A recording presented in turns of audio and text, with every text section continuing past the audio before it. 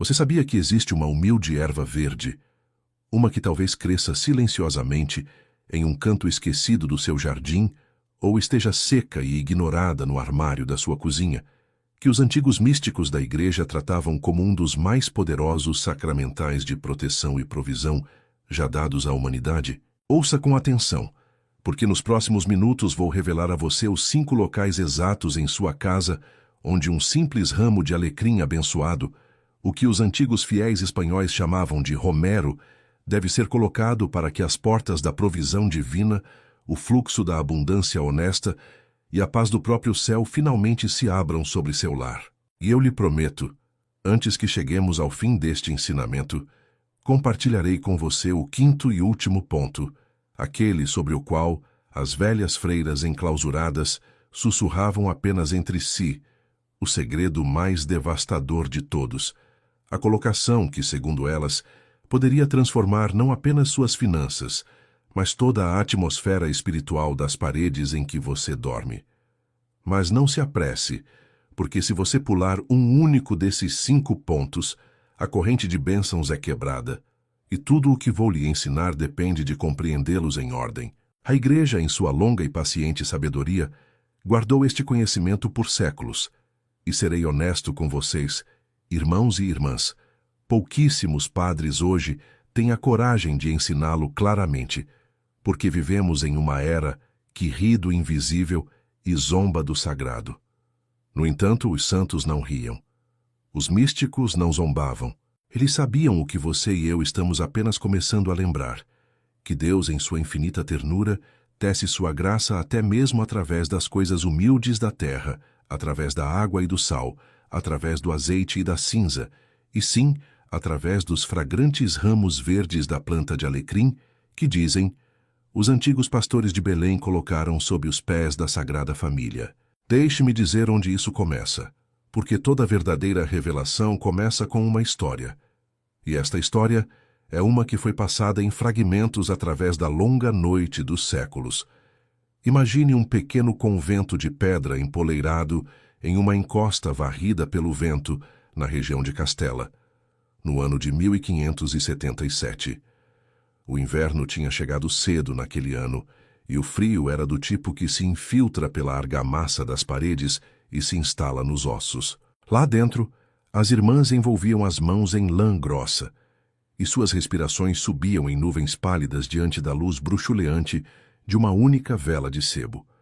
Havia entre elas uma velha irmã leiga, uma mulher que havia passado mais de 60 anos dentro daquelas paredes, e seu nome foi quase perdido para a história, lembrada apenas como Irmã Ana das Ervas, porque era sua tarefa cuidar do pequeno jardim onde a comunidade cultivava o pouco que tinha.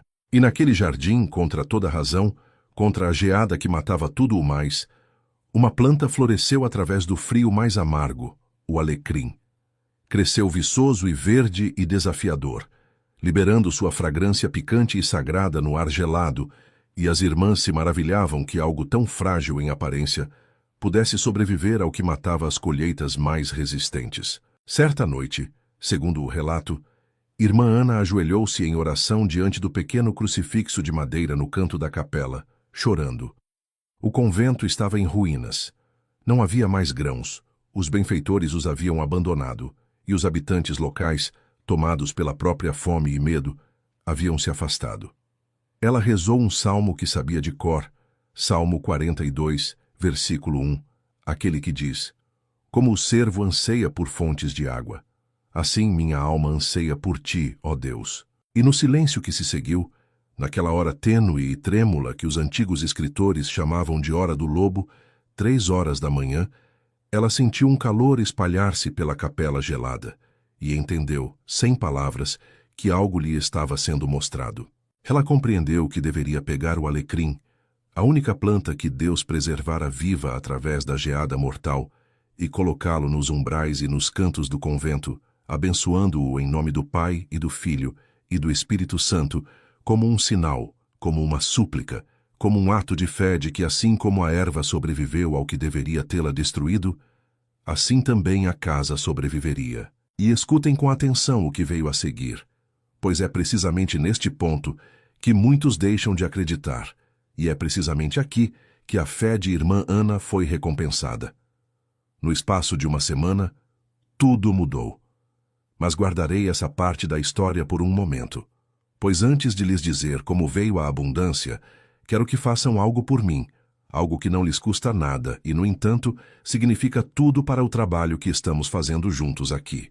Se acreditam mesmo que um pouco, mesmo com uma fé tão pequena e teimosa, quanto aquele alecrim sobrevivendo à geada, que Deus ainda provê para aqueles que confiam nele, então quero que escrevam nos comentários abaixo estas 3 palavras como uma oração, como um ato de concordância espiritual com seus irmãos e irmãs que assistem ao seu lado. Providência divina, provei para mim. Escrevam agora, pois quando vocês proferem essa frase com fé, unem sua intenção a milhares de outras que estão assistindo a este mesmo ensinamento, e há um poder nessa concordância que o inimigo de sua alma teme mais do que vocês podem imaginar. E enquanto suas mãos estiverem lá, inscrevam-se neste humilde canal, não porque eu o peça para minha própria vaidade, mas porque cada inscrição é um ato de caridade cristã, uma forma de levar essa luz às trevas da noite de outra pessoa, alguém que neste exato momento está chorando em uma capela fria de sua própria vida, alguém que precisa ouvir que o céu não o esqueceu. Apertem esse botão como uma oferenda. Deixem sua marca de aprovação nesta mensagem para que as correntes invisíveis deste mundo, aquelas que decidem o que é visto e o que é enterrado, a levem para a viúva assustada, para o pai que não consegue dormir de preocupação com suas contas, para o jovem que perdeu toda a esperança. Esse pequeno gesto de vocês é uma genuína obra de misericórdia, e o céu registra cada obra de misericórdia. Agora, antes de prosseguirmos um único passo, devo construir para vocês um alicerce de pedra, pois não os levarei a nada que não seja um ensinamento católico puro e sólido. Há aqueles que ouvirão a palavra alecrim, que ouvirão sobre ervas colocadas nos cantos de uma casa, e imediatamente suas mentes correrão para a superstição, para o ocultismo, para as práticas que a Igreja, com razão e firmeza, condena. Então, ouçam-me claramente e ouçam-me bem. O que estou ensinando a vocês não tem nada a ver com magia, com bruxaria, com a manipulação de forças ocultas ou com qualquer crença de que uma planta contenha poder em si mesma. Isso seria um pecado grave e eu preferiria cortar minha própria língua a levar uma única alma a isso. O que estou ensinando a vocês é a antiga e santa tradição dos sacramentais. E o sacramental é tão católico quanto a água na pia batismal e a cinza em sua testa. Volte comigo em seu coração ao Catecismo da Igreja Católica, ao parágrafo 1667, que nos ensina que os sacramentais são sinais sagrados instituídos pela Igreja, e que eles nos preparam para receber o fruto dos sacramentos e santificam as diversas circunstâncias da vida. E volte ao livro de Gênesis, capítulo 1, versículo 29, onde o próprio Deus declara que nos deu toda planta que dá semente e toda árvore, para que nos sirvam de bênção. A planta não é o poder. Deus é o poder. A planta é o sinal, o humilde e visível sinal de uma confiança invisível, exatamente da mesma forma que a serpente de bronze erguida por Moisés no deserto, no livro de Números, capítulo 21, não era em si uma fonte de cura, mas um sinal para o qual os feridos voltavam seus olhos em fé, e através dessa fé Deus os curava. O alecrim no canto de sua casa é a serpente de bronze erguida. São seus olhos voltando-se para o céu. É seu lar declarando em uma linguagem mais antiga que as palavras que você confia que o Senhor providenciará. Quando você o coloca com uma oração, abençoado se possível pelas mãos de um sacerdote ou abençoado por sua própria e sincera invocação da Santíssima Trindade, ele se torna um ato contínuo de fé dentro de suas paredes, uma oração silenciosa e contínua que nunca dorme, nunca se cansa e nunca para de interceder. Então agora, deixe-me dar-lhe o primeiro dos 5 pontos e eu imploro que receba cada um com a reverência que ele merece, porque estas não são decorações, são estações de fé. O primeiro ponto é o limiar da porta da sua frente, o exato lugar onde o mundo exterior cruza para o santuário da sua família. Na tradição bíblica, irmãos e irmãs, o umbral da porta é Terra Santa. Vocês se lembram da noite da primeira Páscoa, no livro de Êxodo, capítulo 12, versículo 7, quando o povo de Deus foi comandado a marcar os umbrais e a verga de suas casas, para que o anjo da morte passasse por eles e nenhuma destruição entrasse.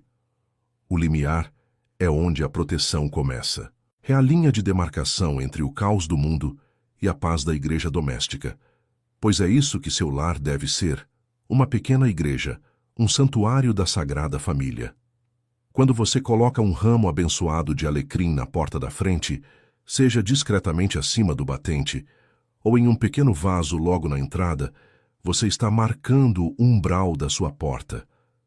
Você está declarando que tudo o que entra aqui deve primeiro passar por um limiar consagrado a Deus. E aqui está a dimensão mística que irmã Ana compreendeu naquela capela fria. Dinheiro, provisão, oportunidade, o fruto honesto do trabalho, tudo isso entra em sua vida através de portas, tanto a porta física quanto as portas invisíveis das circunstâncias. Um lar cujo limiar é consagrado torna-se um lar para o qual a providência divina é atraída, porque o Senhor derrama sua abundância mais livremente onde ele é honrado, onde ele é convidado, onde a própria entrada do lar diz: Bem-vindo, Senhor, esta casa é sua. Permitam-me agora terminar a história da irmã Ana, porque ela ilumina este primeiro ponto com uma luz que vocês não esquecerão tão cedo. Em uma semana após colocar o alecrim sobrevivente no limiar e nos 4 cantos daquele convento arruinado, um estranho chegou ao portão. Ele era um mercador viajando pelas montanhas que se perdera na mesma tempestade que deveria ter matado as ervas e buscava abrigo. As irmãs, embora tivessem quase nada, deram-lhe o pouco que tinham, um pedaço de pão e um lugar quente perto do fogo.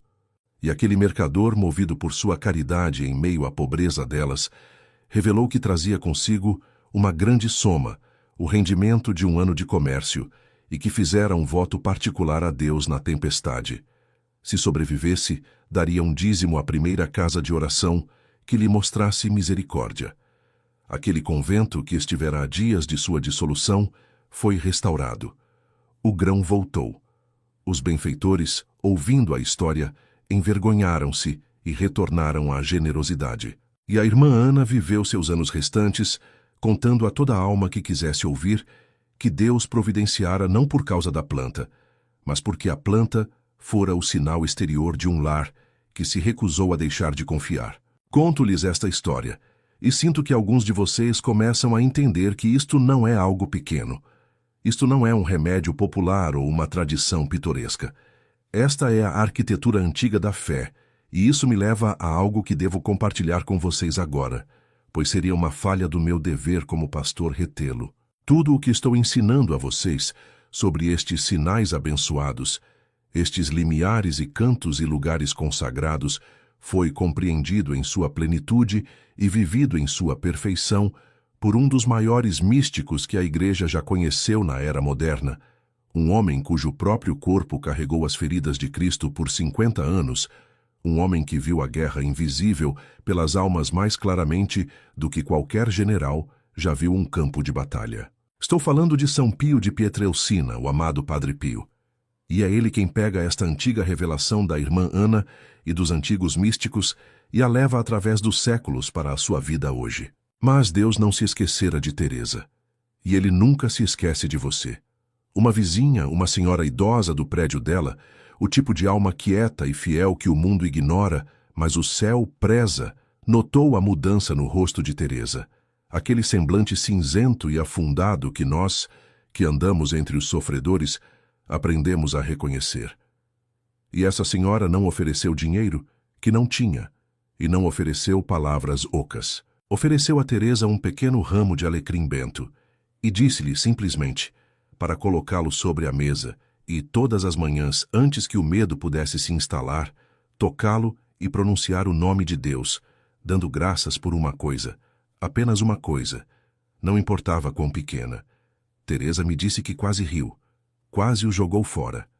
No fundo de seu desespero, aquilo pareceu uma piada cruel, uma superstição de camponesa oferecida a uma mulher que se afogava, mas estava cansada demais para discutir, e assim o colocou na mesa.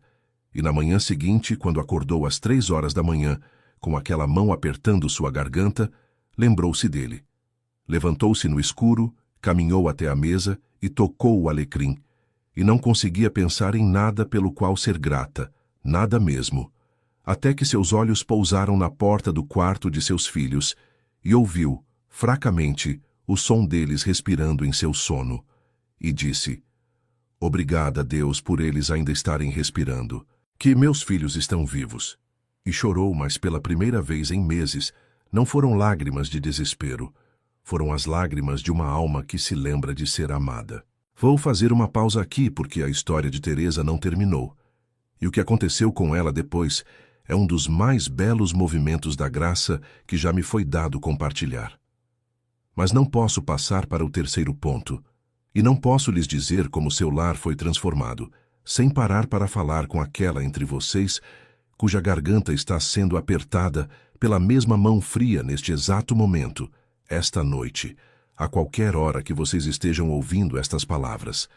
Sei que você está aí. Sei que as 3 horas da manhã de Teresa são as suas 3 horas da manhã, que as cartas em sua mesa são as cartas em sua mesa, que a vergonha que ela sentiu é a vergonha que a impede de erguer os olhos para o céu.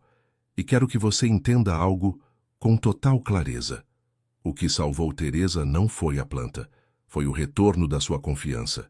O alecrim foi apenas a porta. A prática diária de tocá-lo e agradecer e falar com Deus foi a verdadeira medicina, a reconstrução diária de um relacionamento que o medo quase destruiu. E é exatamente por isso que o método do Padre Pio trouxe paz a tantos milhares de lares que viviam exatamente na escuridão de Teresa. Porque o Padre Pio sabia que a confiança não se reconstrói em um único momento heróico. Ela se reconstrói lentamente, deliberadamente, ao longo dos dias, através de uma estrutura de oração que dá à alma assustada algo para se apegar todas as manhãs e todas as noites. As famílias que seguiram esses 21 dias descrevem uma mudança que começa quase imperceptível. Uma paz que se instala no lar na hora de dormir, onde antes havia apenas aquela ansiedade roedora, uma proteção que sentem ao acordar, uma sensação de que não estão mais sozinhas contra a escuridão, mas estão cobertas, protegidas, amparadas. Imagine o seu próprio lar daqui a um mês. As cartas não mais objetos de terror, mas simplesmente tarefas a serem enfrentadas na força de Deus, seu sono devolvido a você, sua mesa novamente um lugar de risadas, seus filhos acordando para uma mãe ou um pai cujo rosto não está mais pálido e oco, mas iluminado de dentro por uma paz que o mundo não pode dar e o mundo não pode tirar. É isso que espera do outro lado do escudo diário. E é por isso que mantenho aquela menção discreta do método no comentário fixado, não como uma mercadora, mas como um mendigo dizendo a outro mendigo onde encontrou pão. Agora, voltemos a Teresa e ao terceiro de nossos 5 pontos sagrados. O terceiro ponto é o lugar onde você descansa a cabeça, o quarto, a câmara do sono.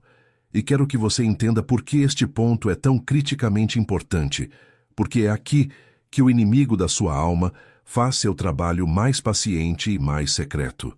O sono é o estado mais vulnerável da pessoa humana.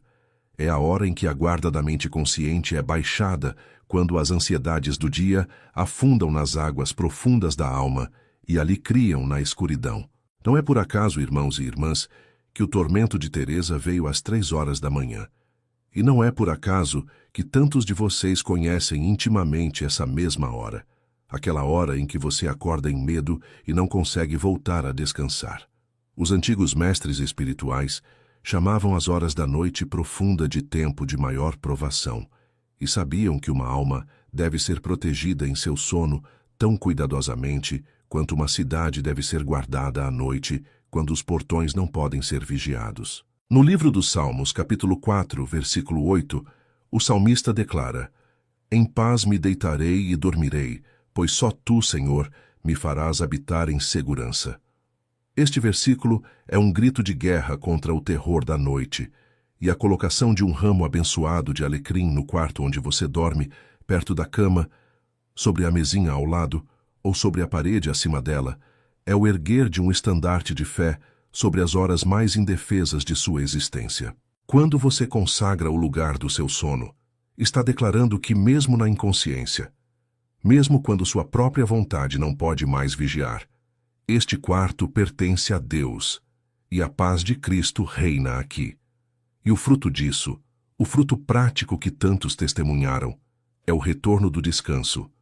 E com o retorno do descanso vem o retorno de tudo mais, porque uma alma que não consegue dormir, não consegue pensar, não consegue trabalhar, não consegue amar, não consegue ter esperança. A mente exausta toma decisões ruins, vê ameaças onde não existem e perde oportunidades que estão bem diante dela.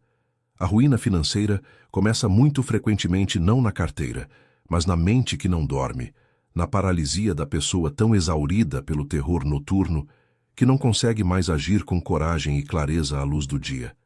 Restaure o sono e você restaura a pessoa. Restaure a pessoa e você restaura o lar. Esta é a sabedoria profunda e paciente de consagrar o quarto de descanso. E agora lhes contarei o que aconteceu com Teresa, pois flui diretamente deste terceiro ponto. Tendo começado sua pequena prática de gratidão à mesa, ela encontrou, com o tempo, coragem para colocar um ramo de alecrim abençoado ao lado de sua própria cama também, e para recitar aquele salmo antes de dormir.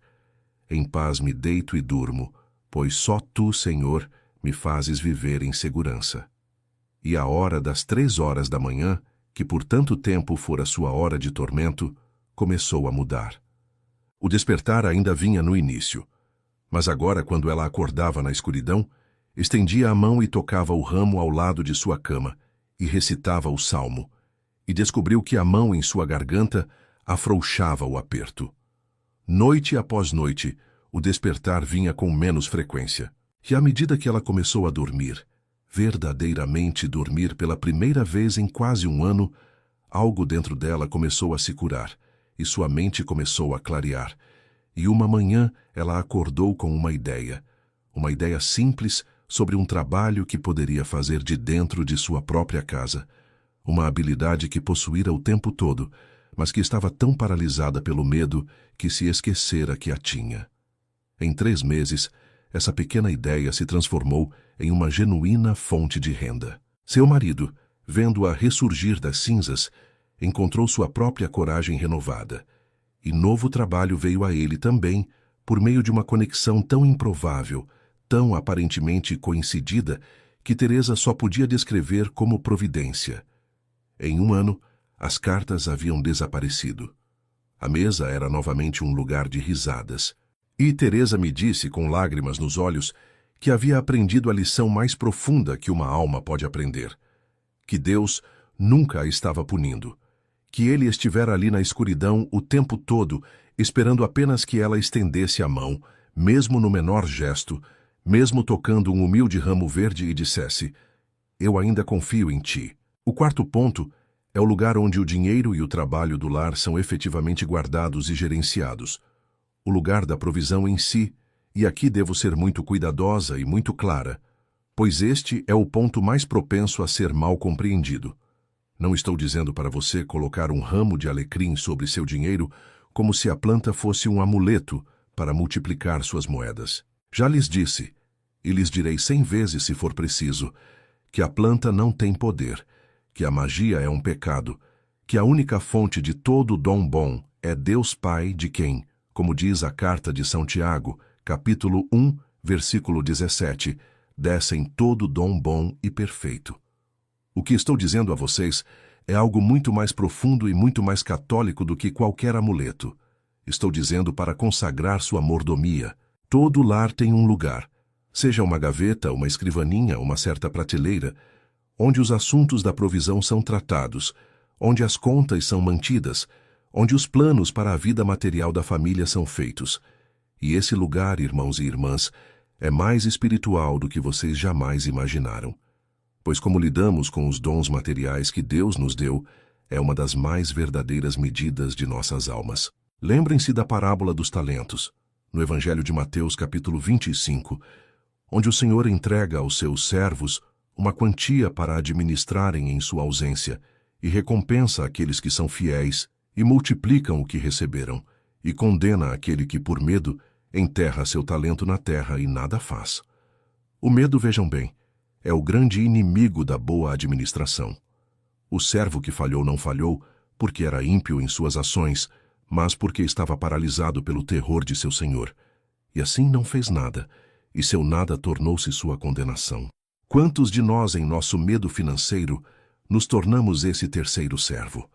Temos tanto receio da perda que não conseguimos agir, não conseguimos planejar, não conseguimos investir nossa energia e nossa coragem no trabalho honesto que Deus pretende abençoar. Quando vocês colocam um sinal abençoado de fé exatamente no lugar onde administram suas provisões, estão transformando esse lugar de um santuário de ansiedade para um santuário de confiança. Estão convidando Deus para o seu orçamento, para o seu planejamento, para o seu trabalho. Estão fazendo da gestão da sua vida material um ato de oração em vez de um ato de pavor. E o lar que administra suas provisões em um espírito de confiança orante, em vez de medo paralisado, é o lar que começa, lenta e seguramente, a prosperar, porque a prosperidade é muitas vezes simplesmente o fruto de ações fiéis, corajosas e sem ansiedade, sustentadas ao longo do tempo. E permitam-me uma pausa aqui, pois sinto que alguns de vocês que administram esse lugar de provisão o fazem com mãos que tremem, e eu falharia com vocês se não falasse diretamente sobre esse tremor. Há uma solidão particular em ser aquele que carrega os números, aquele que fica acordado contando o que não será suficiente, aquele que ostenta um semblante calmo à mesa, enquanto por dentro uma avalanche silenciosa cai. Vocês sorriem para que os filhos não se preocupem. Dizem que tudo está bem quando tudo está desmoronando. E a parte mais cruel desse sofrimento é que ele o convence de que você deve suportá-lo em silêncio. De que falar sobre isso seria admitir uma falha tão total que você preferiria afogar-se quietamente a pedir ajuda. Ouçam-me, alma amada. Esse silêncio não é humildade. Esse silêncio é a coleira do inimigo em seu pescoço, e hoje à noite peço que permitam ao Senhor afrouxá-la, pois vocês nunca foram feitos para carregar o peso do seu lar sozinhos em seus ombros. Há um cujos ombros são largos o suficiente para o mundo. Deixem-me contar a vocês uma segunda história das Escrituras, uma que fala exatamente sobre esse terror, e quero que a recebam como se tivesse sido escrita para vocês esta noite. No primeiro livro dos Reis, capítulo 17, havia uma viúva da cidade de Sarepta, uma mulher vivendo em tempos de uma grande e matadora fome. Quando o profeta Elias chegou ao seu portão e lhe pediu pão, ela lhe respondeu com palavras que vêm do fundo do desespero humano. Ela disse que não tinha nada assado, apenas um punhado de farinha em uma jarra e um pouco de azeite em um cântaro, e que estava naquele exato momento juntando alguns gravetos para fazer um último fogo, para que pudesse preparar uma última refeição para si e para seu filho. E então ela disse: "Nós o comeremos e morreremos." Ouçam essas palavras, irmãos e irmãs, e ouçam essa entrega, essa certeza tranquila de que o fim havia chegado. Isso são 3 horas da manhã, transformadas em uma frase. Isso é a carta sobre a mesa ganhando uma voz humana. E o que o profeta lhe disse? Ele não lhe disse para ser razoável. Ele não lhe disse para guardar seu último punhado. Ele lhe disse para dar primeiro, para lhe trazer um pequeno bolo feito daquela última porção, e então confiar, porque o Senhor havia falado. A jarra de farinha não se esgotará, e o cântaro de azeite não falhará, até o dia em que as chuvas retornarem à terra. E ela o fez. Essa mulher faminta, contra todo o instinto de autopreservação, pegou seu último punhado e fez uma oferta dele em fé. E as Escrituras nos dizem que ela e sua casa comeram por muitos dias. E a jarra de farinha não se esgotou, e o cântaro de azeite não falhou, exatamente de acordo com a palavra do Senhor. O pouco que ela entregou em confiança tornou-se o recipiente que Deus escolheu nunca deixar ficar vazio. Vocês entendem o que isso revela a vocês? A abundância da viúva não começou quando sua jarra estava cheia. Começou no momento em que ela parou de agarrar seu vazio com medo e o ofereceu em fé. O lugar consagrado de provisão em sua casa é sua jarra de farinha e seu cântaro de azeite. É sua declaração de que mesmo o pouco que você tem, mesmo o último punhado, pertence a Deus e que você confia nele para que não falhe. É por isso que eu volto gentilmente a esse dom silencioso esperando por você, no comentário fixado abaixo deste ensinamento.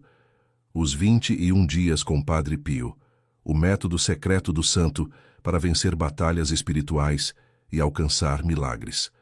Porque a viúva de Sarepta teve um profeta em seu portão para lhe dizer, dia após dia, não tema. E tantos de vocês não tiveram ninguém.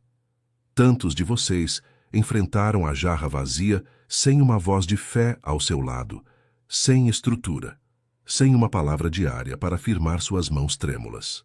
É precisamente isso que esses 21 dias se tornam. Um profeta em seu portão, um companheiro para a manhã assustada e a noite insones, as orações exatas que este santo homem usava para manter sua própria jarra de não ficar vazia, através da fome espiritual mais feroz que qualquer alma já suportou. Abra-o quando estiver pronto, não como uma compra, mas como o momento em que você para de juntar gravetos para seu último fogo e decide, em vez disso, confiar. E agora sobre a vossa casa, em nome do Deus vivo, deixai-me proferir palavras não de súplica, mas de declaração, e peço-vos que recebais cada uma na câmara mais profunda do vosso coração. Decretou, neste exato momento, sobre a casa em que estáis de pé, sentados ou deitados em vigília, que o espírito de escassez que acampou à vossa porta recebeu aviso esta noite e deve partir. Decretou que o pote de farinha em vossa casa não se gastará e a botija de azeite não falhará. Decretou que a mão que se fechou ao redor do vosso pescoço às 3 horas da manhã se solta nesta mesma hora e que a paz de Cristo, que excede todo o entendimento, agora guarda o vosso descanso. Decretou que toda porta fechada de provisão honesta começa desde já a girar em seus gonzos, e que a paralisia ansiosa que enterrou a vossa coragem no chão é quebrada, e os vossos talentos são chamados da terra para serem multiplicados. Decretou que a vossa mesa se tornará novamente um lugar de riso, que os vossos filhos acordarão com um rosto cheio de luz, e que a vossa casa, consagrada em seu limiar e em sua mesa, e em sua câmara de descanso e em seu lugar de provisão, se tornará uma morada, onde o próprio céu se apraz em derramar abundância. Recebei isto não como minha palavra, pois sou apenas um pobre servo, mas como a antiga e imutável promessa do Deus que alimentou a viúva, que preservou o convento, que jamais esqueceu uma única alma que ousou sussurrar, na escuridão, eu ainda confio em ti. A fome espiritual que qualquer alma já suportou, esse é o tesouro que vos espera, no primeiro comentário fixado abaixo deste ensinamento, e não permitirei que esta hora termine sem vos apontar para ele uma última vez. Não passeis por ele esta noite. Ide agora, enquanto o vosso coração ainda está brando e ainda ardente, e abri esse livro chamado Os 21 Dias com Padre Pio, pois dentro dele vivem as exatas orações, o escudo diário, o método secreto que este homem santo usou para guardar a sua própria provisão através de décadas de sofrimento. E ele está à espera lá não para vos tirar, mas para vos dar as ferramentas que tanto anelais. E se estas palavras despertaram mesmo uma única brasa de esperança em vós, então deixai que as vossas mãos façam o que o vosso espírito sente. Carregai nesse gosto como um pequeno ato de amor, para que esta mensagem chegue a outra alma esmagada pelo mesmo peso silencioso da falta.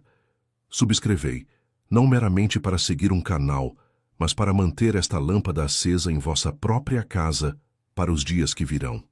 E partilhai este ensinamento com alguém cujo nome tem surgido em vosso coração durante toda esta hora, pois esse ato de partilha pode tornar-se a porta pela qual o céu caminha em sua escuridão. E agora, irmãos e irmãs, ide em paz e ide crendo. O mesmo Deus que manteve o pote da viúva cheio durante a longa seca, que jamais deixou o azeite de Padre Pio secar, que consagrou o vosso limiar e a vossa mesa e o vosso lugar de descanso esta noite, não terminou de escrever a vossa história. O que pareceu o vosso fim é apenas o silêncio antes da colheita. Então, colocai o vosso alecrim nesses 5 pontos. Sussurrai a vossa confiança na escuridão, abri o livro que vos espera e observai. Observai como o Deus da viúva, o Deus dos místicos, o Deus que a ninguém esquece, começa a encher todo o pote vazio em vossa casa, lentamente, silenciosamente, e depois de uma só vez, até que um dia acordais e percebeis que a abundância tem caminhado em vossa direção o tempo todo, e está quase à vossa porta. Você sabia que existe algo que você pode estar fazendo com o seu terço agora mesmo, neste exato momento, sobre o qual o padre Cícero alertou com lágrimas nos olhos? Um pequeno hábito tão comum, tão corriqueiro, que quase ninguém suspeita que ele esteja drenando silenciosamente o poder da mais bela arma que o céu já colocou nas mãos dos fiéis. Meus irmãos, escutem atentamente a isto, porque nos próximos minutos eu vou revelar a vocês 10 coisas que este humilde frade capuchinho, este homem que carregou as feridas visíveis de Nosso Senhor em sua própria carne por 50 anos, implorou aos fiéis que parassem de fazer imediatamente. E eu prometo a vocês que a 10ª e última, o segredo mais devastador de todos, é a que mudará a maneira como vocês rezam para sempre. A Igreja guardou este conhecimento silenciosamente por gerações, e poucos padres hoje ousam ensiná-lo claramente, porque toca em algo com o qual muitos de nós nos acostumamos, algo que fazemos sem pensar, algo que parece inofensivo e até santo, e ainda assim o padre Cícero, o homem que falava com anjos e lutava contra demônios durante as longas noites em sua cela, disse que esta única coisa deve parar, e deve parar hoje. Deixem-me levá-los de volta. Deixem-me levá-los a um pequeno mosteiro de pedra nas montanhas do sul do Brasil, na cidade de Juazeiro do Norte, no ano de 1947.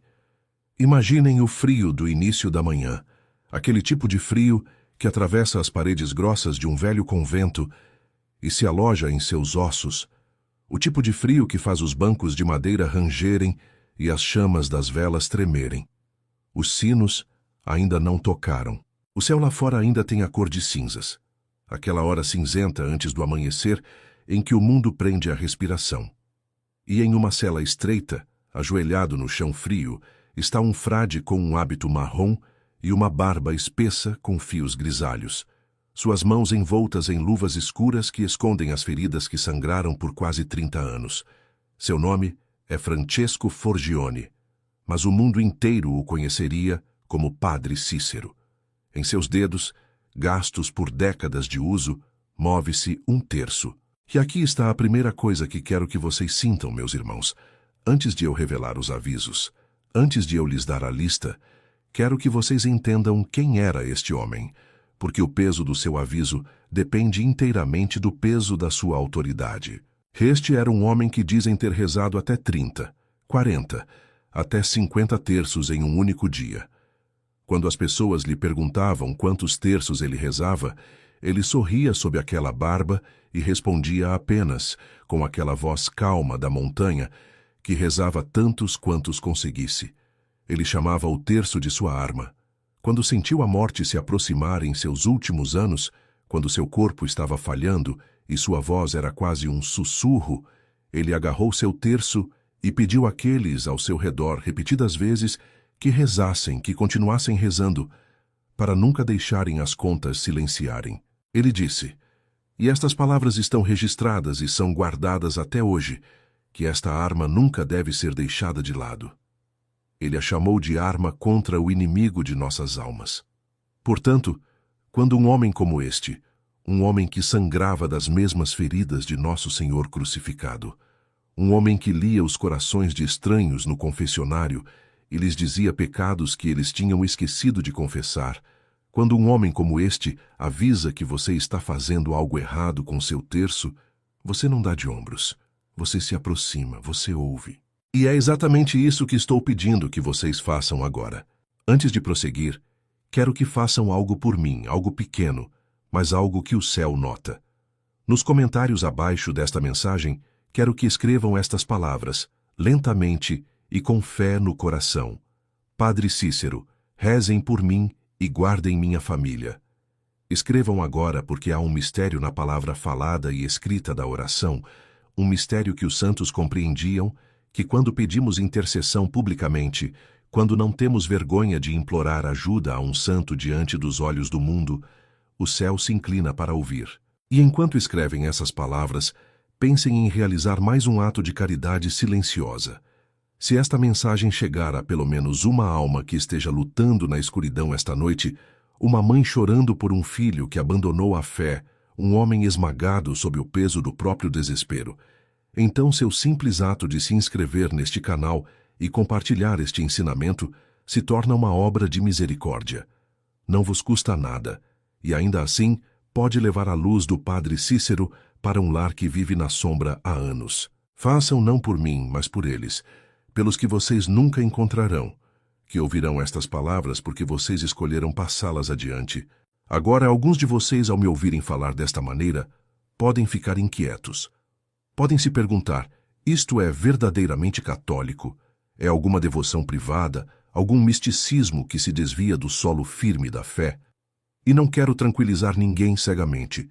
Pelo contrário, quero ancorar tudo o que digo esta noite na rocha do ensinamento católico. Tudo o que estou prestes a compartilhar com vocês repousa sobre a Sagrada Escritura e sobre o Catecismo da Igreja Católica. O terço em si é tecido inteiramente a partir da Palavra de Deus. Quando o anjo Gabriel veio a Maria, como lemos no Evangelho de São Lucas, capítulo 1, versículo 28, ele a saudou com as palavras: Ave, cheia de graça, o Senhor é convosco.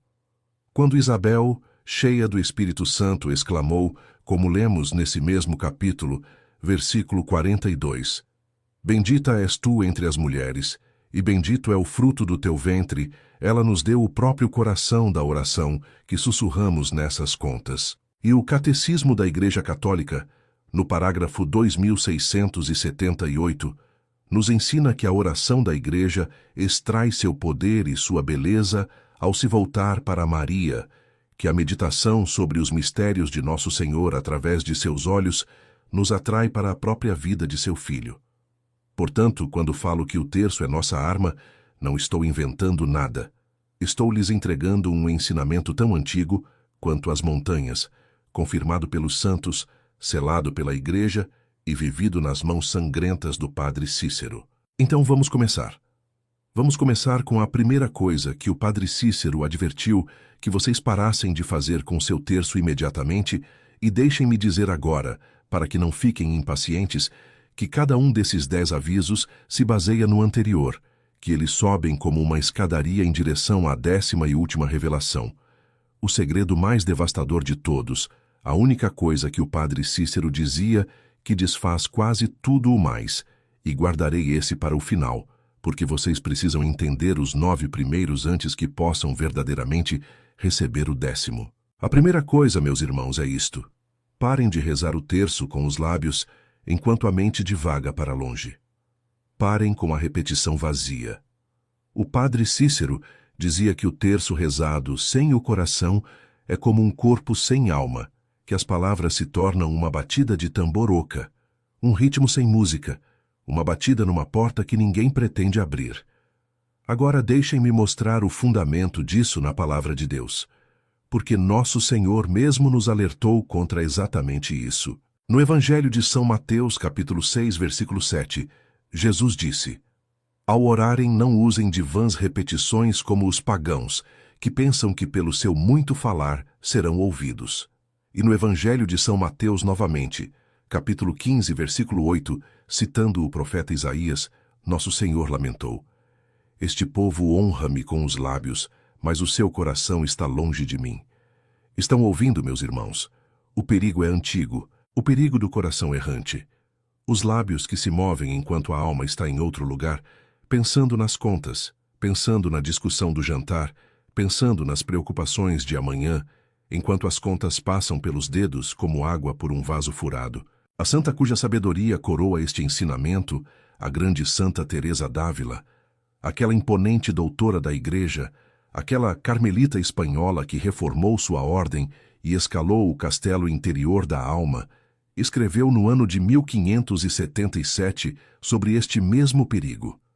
Ela ensinou que a oração vocal, a oração dos lábios, nunca deve ser separada da oração mental, da presença do coração. Ela dizia que mover os lábios enquanto a mente foge é construir uma casa sem fundamento. Ela escreveu que preferiria rezar um único Pai Nosso com atenção e amor do que 1000 apressados e vazios. E confessou, com uma humildade que toca o coração, que por muitos anos ela mesma lutou para manter sua mente de divagar, que ela entrava em oração e encontrava seus pensamentos espalhados como pássaros assustados, e que somente através da paciência e da graça de Deus ela aprendeu a reuni-los novamente aos pés do Senhor. Se uma doutora da igreja lutou com isso, meus irmãos, então vocês e eu devemos levar o aviso com seriedade absoluta. E é aqui que aparece a ponte para o nosso tempo, a ponte construída com a carne e o sangue do Padre Cícero. Esta mesma Santa Teresa revelou a verdade da oração interior, mas o Padre Cícero a confirmou e a tornou prática para o cristão comum, aquele que não é um monge enclausurado, aquele que reza em uma cozinha barulhenta, ou em um trem lotado, ou na sala de espera de um hospital. O Padre Cícero ensinou que, quando a mente divagar, vocês não devem se desesperar, não devem jogar o terço fora em frustração, mas gentilmente, suavemente, como um pastor chamando de volta uma ovelha desgarrada, vocês devem retornar sua atenção ao mistério diante de vocês. Ele dizia que até mesmo o esforço para retornar, até mesmo a luta para se concentrar, é algo que agrada a Deus, que o próprio ato de trazer sua mente de volta 100 vezes, em um único terço, vale mais do que um terço rezado com perfeita facilidade e sem amor. Ele dizia que Deus não conta nosso sucesso, mas nosso esforço. Deixe-me contar sobre uma mulher chamada Rosinha. Quero que você reflita sobre a história dela, porque é real, e porque na dor dela você pode reconhecer a sua própria. Rosinha era viúva, 62 anos, vivendo sozinha em um pequeno apartamento em uma cidade cinzenta no norte, em um daqueles prédios onde o elevador está sempre quebrado e as paredes são finas o suficiente para ouvir a televisão do vizinho durante a noite. Seu marido havia morrido 3 anos antes, e desde aquele dia, algo dentro dela tinha ficado silencioso e frio. Ela ainda ia à missa, ela ainda possuía 3 terços, um em sua mesa de cabeceira, um na sua bolsa, um pendurado na parede ao lado de uma fotografia desbotada do dia do seu casamento. Mas quando ela rezava, não sentia nada. Absolutamente nada. Ela começava o Pai Nosso e quando chegava à terceira Ave Maria, sua mente já tinha se perdido na solidão da noite que se aproximava, na refeição que comeria sozinha, no telefone que nunca tocava, nos filhos que moravam longe e ligavam apenas em feriados. Ela terminava o terço e se sentia mais vazia do que quando começara, e começou a acreditar no canto mais escuro do seu coração que Nosso Senhor tinha parado de ouvir, que talvez ele nunca tivesse ouvido nada, que as contas em suas mãos eram apenas plástico e barbante, e que tudo aquilo era um consolo para crianças e tolos. A solidão tornou-se um peso físico. Ela descreveu mais tarde como uma pedra pousada em seu peito, uma pressão que tornava difícil respirar pela manhã, uma névoa cinzenta que a encontrava no momento em que abria os olhos. Ela parou de ligar para suas amigas. Deixou as plantas em seu parapeito morrerem. Ela ficava sentada por horas na luz fraca, com a televisão murmurando e o terço esquecido sobre a mesa, sentindo que estava desaparecendo lentamente, que estava se tornando um fantasma em sua própria casa. E a pior parte, ela dizia, a parte que mais a assustava, era que ela nem sequer queria mais rezar. O desejo em si tinha morrido.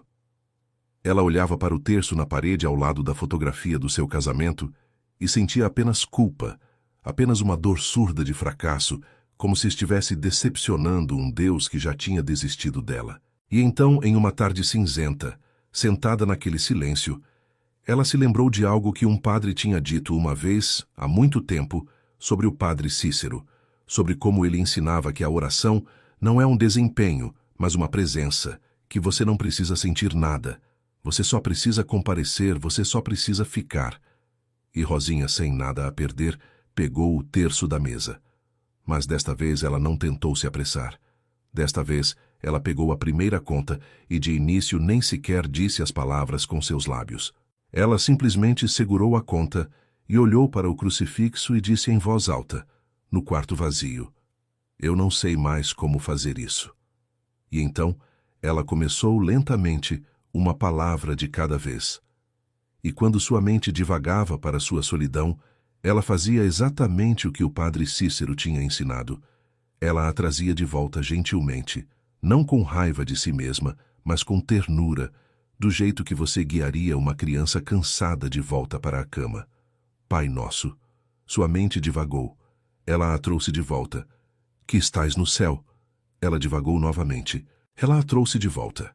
E em algum lugar daquela primeira dezena, em algum lugar daquele retorno paciente, hesitante e imperfeito, repetido vezes sem conta, algo se abriu dentro do seu peito, e a pedra que estava ali há 3 anos se quebrou, e ela começou a chorar. E as lágrimas não eram amargas, eram quentes, e pela primeira vez desde a morte do seu marido, ela sentiu que não estava sozinha no quarto. Agora deixe-me fazer uma pausa aqui, porque a história de Rosinha é uma porta, e eu quero caminhar com você por ela. O que Rosinha descobriu naquela tarde não foi um acidente e não foi um sentimento que surgiu do nada. Foi o fruto de um método, uma forma real e concreta de rezar que o padre Cícero viveu e ensinou.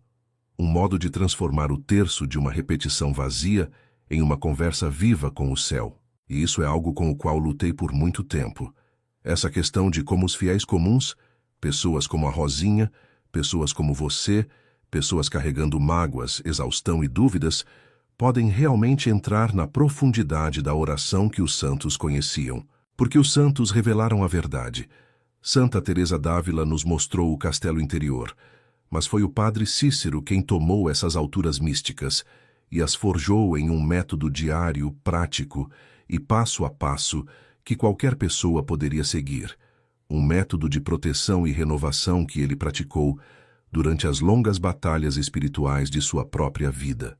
E é por isso, meus irmãos, que quero falar com vocês gentilmente sobre algo que foi reunido exatamente para este propósito. Há uma obra, um guia escrito, intitulado Os 21 Dias com o Padre Cícero, o método secreto do santo para vencer batalhas espirituais e alcançar milagres, e você encontrará o link para ele no comentário fixado abaixo desta mensagem. Eu o menciono agora, neste momento particular de nossa jornada, porque a história de Rosinha é precisamente a razão de sua existência. O mundo moderno é barulhento, meus irmãos. Ele é projetado para dispersar sua mente, para manter sua atenção estilhaçada em 1000 fragmentos, para fazer com que o tipo de oração profunda que Rosinha encontrou pareça impossível. O inimigo da sua alma não precisa fazer você renunciar à sua fé.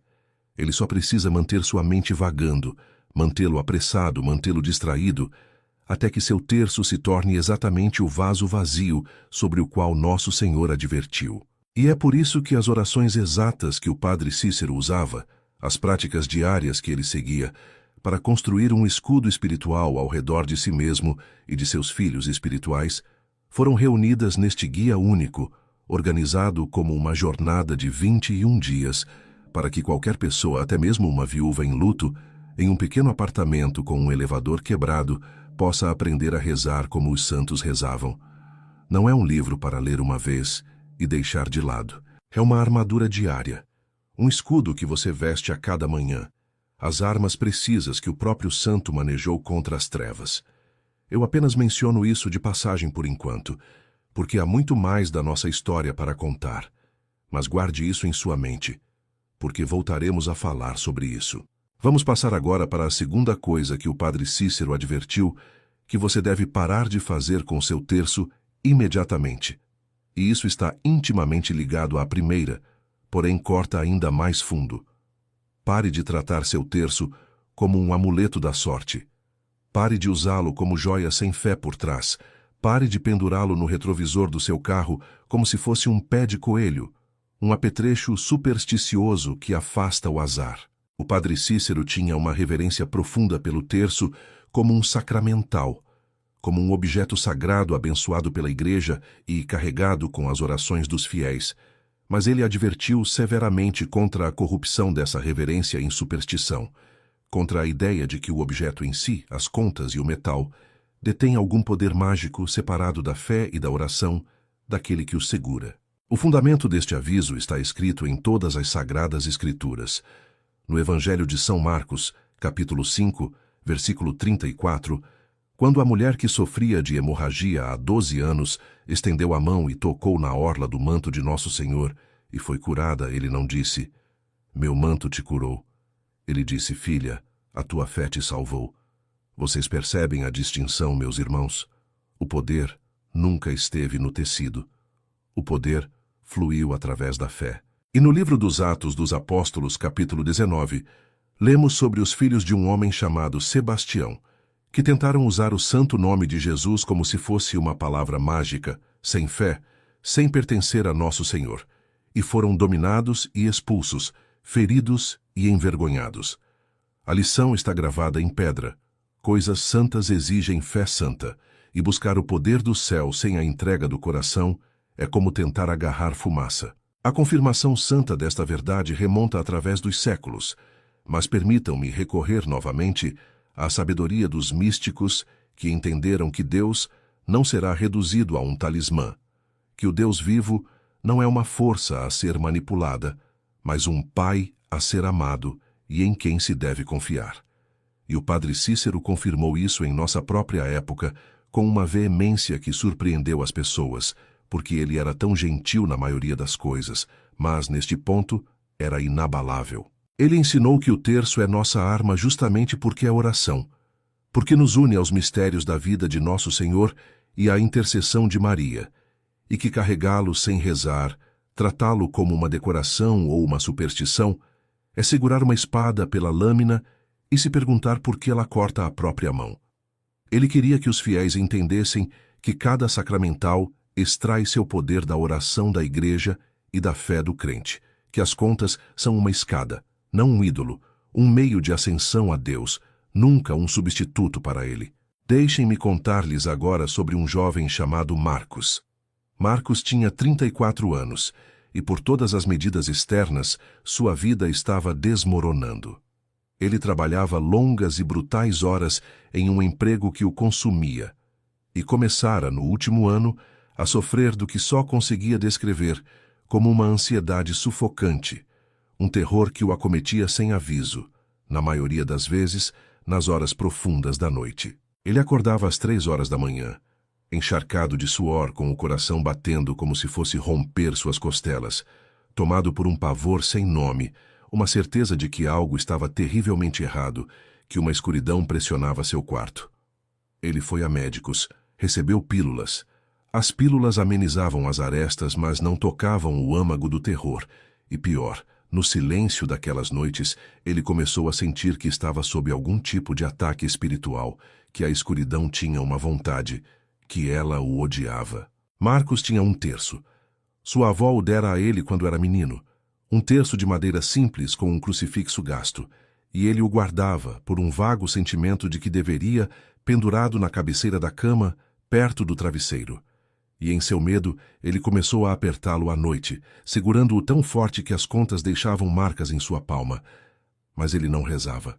Ele o segurava como um homem que se afoga, se agarra a um pedaço de madeira, segurando o objeto, esperando que o objeto o salvasse, mas nunca voltando seu coração para aquele para quem o objeto apontava. Ele apertava as contas e sussurrava: por favor, faça parar." Mas não havia fé nisso, apenas medo, apenas uma superstição desesperada, como se a madeira pudesse irradiar alguma força protetora. E o terror não parava. Noite após noite. O mesmo despertar às 3 horas, o mesmo coração batendo forte, o mesmo pavor sufocante, e o terço em seu punho tão inútil para ele quanto uma pedra. Seu arco de dor aprofundou-se por meses.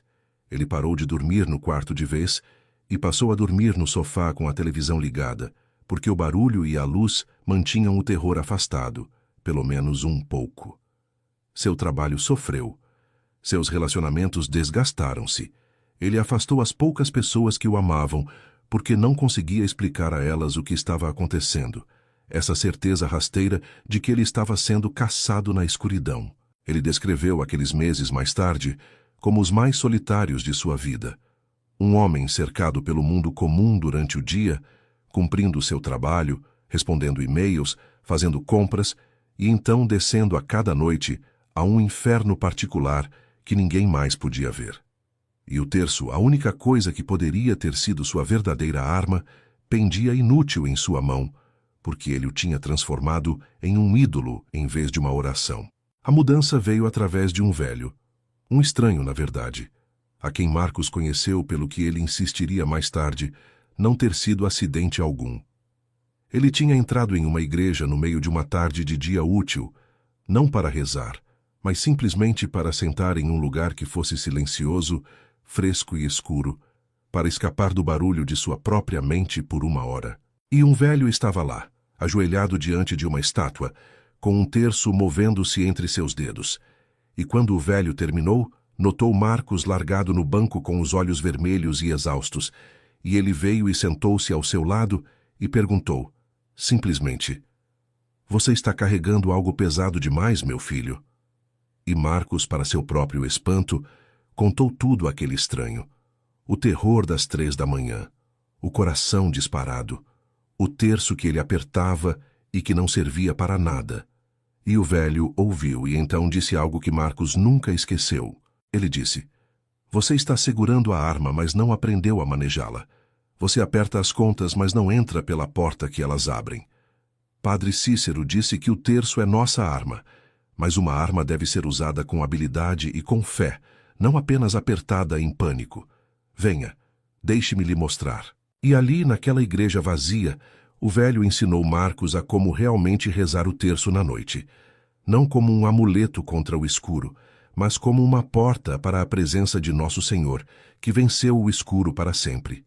Ele o ensinou a dizer o nome de Jesus ao primeiro sinal do terror, a colocar-se em sua imaginação aos pés da cruz, a deixar que cada conta se tornasse um passo mais profundo na paz que o mundo não pode dar. E naquela mesma noite, quando Marcos acordou às 3 da manhã, suando e tremendo como fizera em 100 noites anteriores, ele não apertou o terço com medo. Ele o segurou suavemente e começou a rezar. Rezar verdadeiramente, palavra por palavra, mistério por mistério. E ele falou o nome de Jesus na escuridão de seu quarto, e pela primeira vez em 1 ano, o terror quebrou. Não desapareceu de uma vez, mas quebrou, afrouxou seu domínio, e na 3ª dezena ele tinha caído em um sono profundo e tranquilo, com o terço ainda descansando em sua mão aberta. Agora quero que vocês sintam o peso do que mudou para Marcos, porque é o próprio coração de tudo que estou ensinando a vocês esta noite. O objeto nunca mudou. As contas de madeira eram exatamente as mesmas. O que mudou foi que ele parou de tratar o terço como um amuleto mágico e começou a manejá-lo como uma arma de fé, exatamente como o padre Cícero ensinou. E isso me traz à terceira coisa, que o padre Cícero os alertou para parar de fazer. Mas antes que eu passe a ela, lembrem-se do que prometi a vocês. Lembrem-se de que estamos subindo uma escadaria e que no topo espera o 10º e mais devastador segredo. A única coisa que o padre Cícero disse, que pode silenciosamente desfazer o poder do seu terço, mesmo quando você corrigiu todos os outros, e eu ainda o estou guardando, e vocês devem continuar subindo comigo para alcançá-lo. A terceira coisa, meus irmãos, é esta. Parem de rezar o terço com pressa. Parem de correr pelas contas como se a oração fosse uma tarefa a ser concluída e riscada de uma lista, como se Nosso Senhor estivesse contando a linha de chegada e não a jornada. Padre Cícero era conhecido por rezar devagar, deliberadamente, deixando cada palavra assentar em sua alma como chuva em terra seca. Ele alertava que apressar o terço é insultar os mistérios que ele contém. Passar correndo pelo nascimento de Nosso Senhor, a agonia no Horto das Oliveiras, a crucificação, a ressurreição, como se essas realidades abaladoras fossem meras formalidades a serem recitadas e esquecidas. Ele dizia que é melhor rezar 5 mistérios lentamente e com amor do que 15 mistérios em uma pressa ofegante. O fundamento bíblico para isso é encontrado nos lugares tranquilos da palavra de Deus. No livro dos Salmos, no Salmo 46, versículo 10, o Senhor ordena: Aquieta-te e sabe que eu sou Deus. Aquieta-te, não estejas ocupado, não sejas rápido, não corras e te apresses, mas aquieta-te. E no Evangelho de São Lucas, capítulo 10, quando Marta estava ansiosa e perturbada com muitas coisas, correndo de um lado para o outro em sua agitação, Nosso Senhor a corrigiu gentilmente e elogiou sua irmã Maria, que havia escolhido a melhor parte, que se sentou quietamente aos pés de Jesus e simplesmente ouviu. Rezar o terço com pressa é ser Marta, ansiosa e apressada. Rezá-lo lentamente é ser Maria, sentada em quietude aos pés do Senhor. Os místicos compreendiam que Deus fala no silêncio entre as palavras, que a revelação não vem no barulho e na pressa, mas na espera paciente e sem pressa da alma. Santa Teresa d'Ávila ensinava que, na oração, a alma deve aprender a descansar, não a se esforçar, a agarrar e apressar, mas a estar presente, a demorar-se, a permitir que o amor de Deus se desdobre lentamente como uma flor se abrindo para o sol da manhã. E Padre Cícero confirmou isso com sua própria vida, pois aqueles que o observavam rezar diziam que o tempo parecia desacelerar ao redor dele, que ele meditava sobre um único mistério pelo que parecia uma eternidade, que seu terço não era uma corrida, mas uma procissão lenta e deliberada por toda a vida de Nosso Senhor, e que essa lentidão era, em si, a fonte de seu poder extraordinário. Penso agora em um homem chamado João, um empresário de 51 anos, um homem que construiu toda a sua vida sobre a velocidade, a eficiência e a busca implacável pela próxima conquista. João rezava o terço todos os dias e se orgulhava disso. Considerava-se um homem devoto, mas ele o rezava no carro a caminho do trabalho, correndo pelas palavras enquanto mudava de faixa e checava os espelhos, ou o rezava caminhando rapidamente para uma reunião ou deitado na cama à noite, desesperado para terminar logo para que pudesse dormir. Ele tratava o terço como tratava tudo o mais em sua vida, como uma tarefa a ser concluída da forma mais eficiente possível, um item a ser marcado, um dever a ser cumprido. E embora ele nunca admitisse, embora se considerasse um homem de fé, seu coração era tão seco quanto a poeira do verão, e sob sua agitação e suas conquistas havia um vazio que ele não conseguia nomear, uma solidão que nenhum sucesso poderia preencher, uma sensação de que Deus estava distante e silencioso, um sócio que nunca retornava às suas ligações. A dor na vida de João não se anunciou com terror dramático, do jeito que a de Marcos. Era mais silenciosa e, de certa forma, mais insidiosa. Era o lento amortecimento de uma alma que tem tudo e não sente nada. Ele tinha riqueza, tinha uma família, tinha respeito em sua comunidade e ainda assim ficava acordado à noite com um vazio no peito, uma pergunta persistente que não conseguia silenciar. É só isso que existe? Ele havia rezado milhares de terços de seu jeito apressado e eficiente e não conseguia se lembrar de um sequer. Todos eles se misturaram em um zumbido sem sentido. Um dever cumprido, mas nunca vivido. E lá no fundo, ele suspeitava que Deus nunca tinha ouvido nenhum deles, porque o próprio João nunca tinha estado realmente presente em nenhum. Seu casamento esfriou. Seus filhos tornaram-se estranhos que moravam em sua casa, e ele se lançou cada vez mais ao trabalho, porque o trabalho era o único lugar onde o vazio podia ser deixado para trás, pelo menos até a próxima noite de insônia chegar. A transformação de João veio por meio de uma crise, como quase sempre acontece. Seu negócio faliu.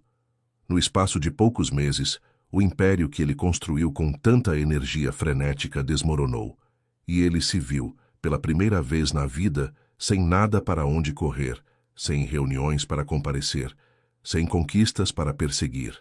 Apenas dias longos, vazios e aterrorizantes de silêncio. E nesse silêncio, Despojado de tudo o que o definia, João pegou seu terço em uma manhã cinzenta, não por devoção, mas por desespero, porque não lhe restava mais nada a que se agarrar. E pela primeira vez na vida, ele não tinha para onde pressa. Então ele rezou devagar, não por escolha a princípio, mas porque simplesmente não havia mais motivo para correr.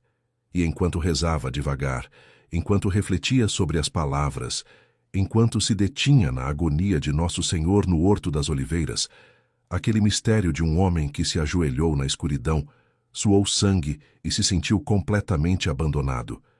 João compreendeu de repente, com uma força que lhe tirou o fôlego, que Nosso Senhor sabia exatamente o que ele estava sentindo, que o próprio Senhor tinha se ajoelhado na escuridão do fracasso e do abandono. E João, esse homem orgulhoso e eficiente, que tinha passado apressado por 10.000 terços, caiu de joelhos e chorou como uma criança, porque, pela primeira vez, ele não estava sozinho em seu sofrimento, porque pela primeira vez em toda a sua vida, ele tinha realmente rezado. Vocês veem o padrão surgindo, meus irmãos? Vocês veem como cada um desses avisos aponta para a mesma verdade terrível de que podemos segurar a arma mais poderosa que o céu já nos deu e torná-la impotente pela forma como a usamos? Rosinha divagou. Marcos agarrou-o como um amuleto. João correu através dele.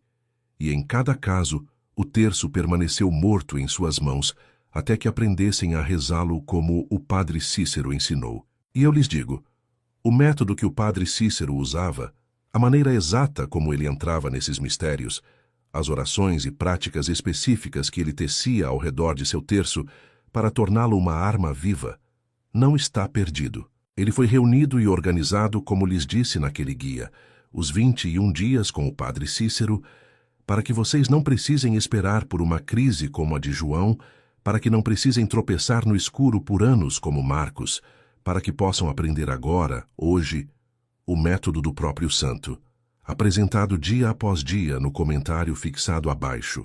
Agora vamos subir ao quarto ponto que o padre Cícero advertiu que vocês parassem de fazer com o seu terço, e este surpreende muitas pessoas, porque não toca à mente, mas à vontade. Parem de rezar o terço apenas quando tiverem vontade. Parem de tornar sua oração escrava de suas emoções, rezando fervorosamente quando o consolo vem e abandonando as contas inteiramente quando a secura e as trevas descem.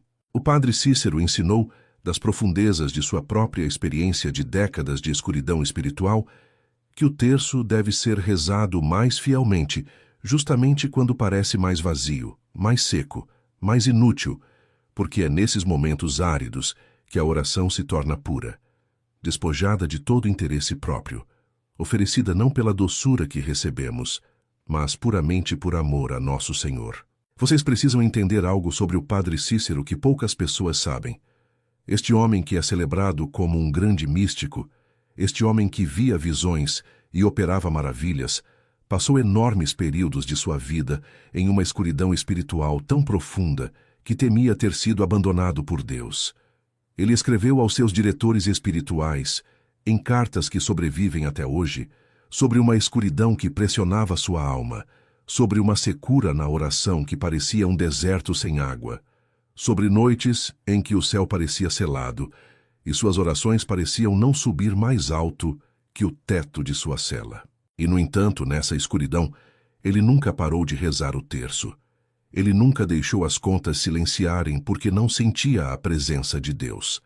Ele continuou rezando, fielmente, através do deserto, através do silêncio, através do aparente abandono, e foi precisamente essa fidelidade nas trevas que o forjou no santo que ele se tornou. A Escritura confirma esta profunda verdade. Considerem o próprio Nosso Senhor sobre a cruz, que clamou, como lemos no Evangelho de São Mateus, capítulo 27, versículo 46. Meu Deus, por que me abandonastes?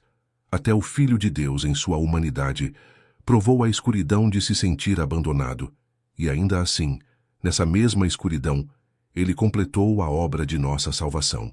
E no livro do profeta Abacuque, capítulo 3, versículos 17 e 18, o profeta declara que ainda que a figueira não floresça e não haja fruto na videira, Ainda que os campos não produzam alimento e o rebanho seja exterminado, ainda assim eu me alegrarei no Senhor, exultarei no Deus da minha salvação. Esta é a fé que não depende de sentimentos. Esta é a fé que reza o terço no deserto tão fielmente quanto no jardim. Deixem-me contar sobre uma mulher chamada Clara, e conto a história dela, porque contém um aviso e uma esperança que não quero que vocês percam. Clara tinha 45 anos, e ela já tinha sido uma mulher de fé profunda e fervorosa. Em seus anos mais jovens, a oração vinha facilmente para ela, cheia de doçura e consolo. Ela rezava o terço e sentia ondas de paz banharem-na, sentia a proximidade de Deus como a luz do sol em seu rosto. Mas então veio uma estação de sofrimento, a doença de sua mãe, uma longa e cruel doença que se estendeu por anos, e enquanto ela via sua mãe definhar, algo na oração de Clara tornou-se sombrio. A doçura desapareceu, os consolos secaram.